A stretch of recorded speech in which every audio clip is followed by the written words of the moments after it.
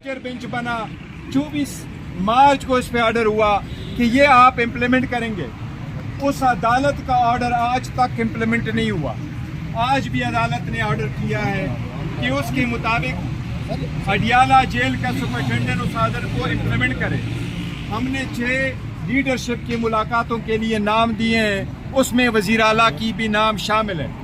आज देखते हैं कि क्या अदालत के ऑर्डर पे अमल दरामद होता है, वज़ीर आला को मुलाकात की इजाज़त मिलती है या नहीं मिलती।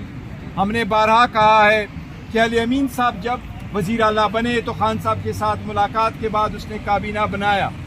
खान साहब की ये ख्वाहिश है और उनका ये हक़ है एज अ बड़ी पॉलिटिकल पार्टी के रहबर रहनुमा की हैसियत से, चेयरमैन की हैसियत से, कि वो डायरेक्शन अपने वज़ीर आला को दे दे।